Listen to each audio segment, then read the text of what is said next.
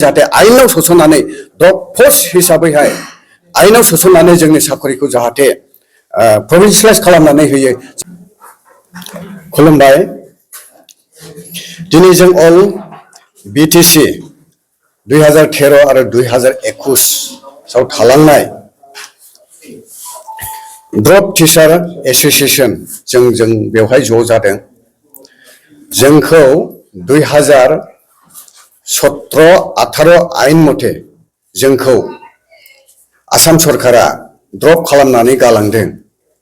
गंसे फरायसालियाव एमइ स्कुलाव 6.1 6 फोरोंगिरि आरो सासे सुखिदारखौ लानानै 6+1 जायो।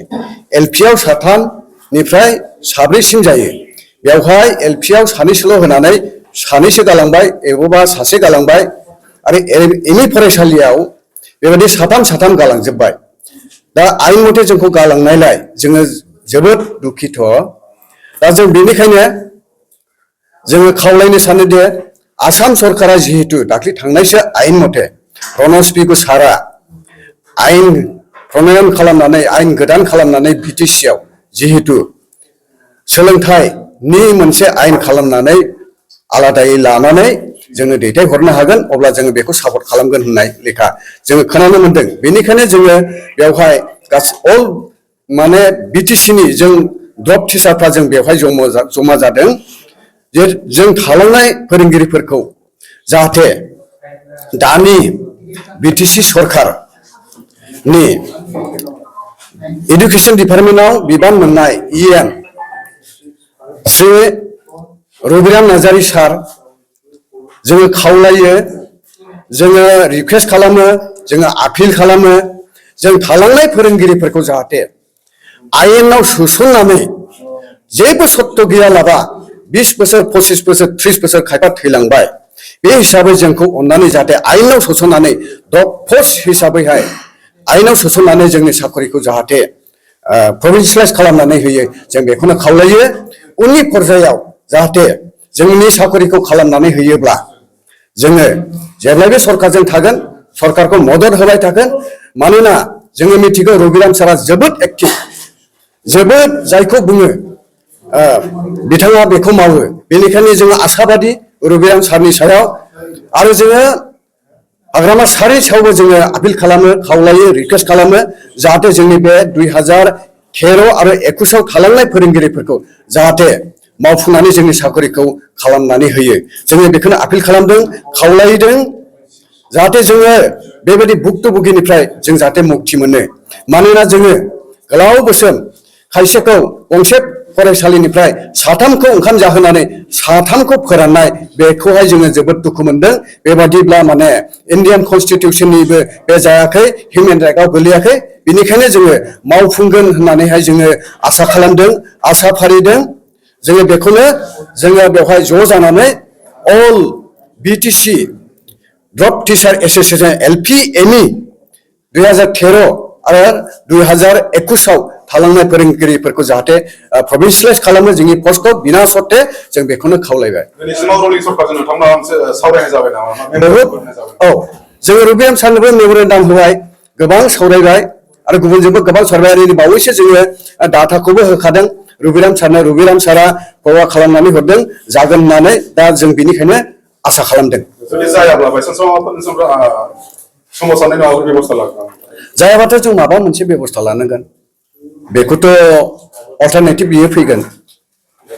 बावैसो जालांनाय बिटिसि गोदान सरकारनि गिबि बाजेटआव खुंनायनि उनावहाय बिटिसिनि सोलोंथाइ बिफाननि मावफुं सोद्रोमा रबिराम नार्जारी बिथाङा बावैसो साननि गेजेरावनो 900 फोरोंगिरिफोरनो थिसनथाइ बिलाइ होनायनि बाथ्राखौ फोरमायदों। थारैनो बे बेलायावहाय बेथ' टेटनि बिसयसो बुंदों, जोंनि थालांनाय बिसयखौ बुङाखै।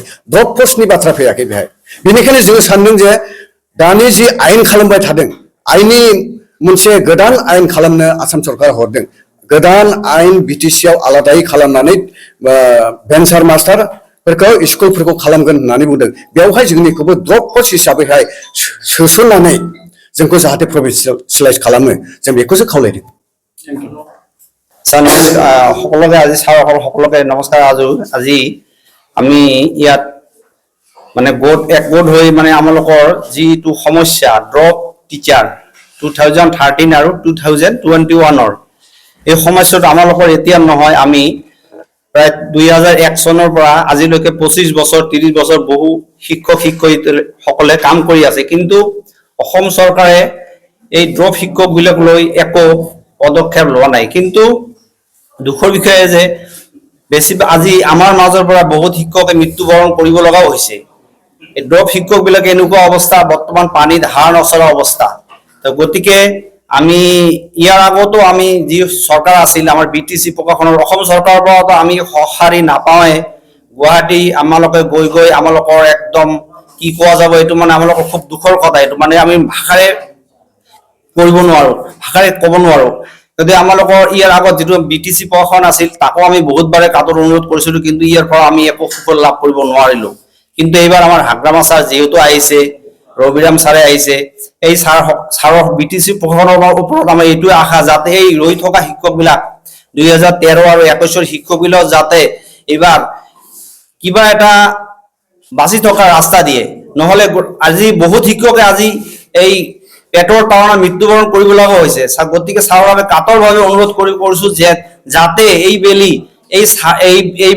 চৰকাৰখনে বিপিএফ চৰকাৰে আমালোকৰ ড্ৰপ ৰৈ থকা শিক্ষক বিলাকক মানে মনৰ বেদনাখিনি বুজি কিবা এটা কৰি দিয়ে এই আমালোকৰ ফালৰ পৰা ড্ৰপ টিচাৰ বিলাকৰ ফালৰ পৰা মই বিটিসিত নতুন বিপিএফ চৰকাৰক মই কাটৰ অনুৰোধ জনালো যাতে আমালোকৰ এই পোষ্ট বিলাক কিবা এটা আমালোকক কৰি দিয়ে আৰু অসম চৰকাৰে আমালোকক বাৰে বাৰে পতন কৰিছে আমি এইটোই আশা কৰি আছো যাতে আমি কিবা এটা চৰকাৰে আমাক কৰে এটি বহুত মানে ধন্যবাদ যদি আমাক কিবা এটা কৰি নহলে আমি একদম মৰিছে বহুতে আকৌ মৰিব লগা পৰিস্থিতি আহিছে এটোই মোৰ এতিয়া আমালোকৰ ফালৰ পৰা এটোই মোৰ অনুৰোধ এই নতুন চৰকাৰক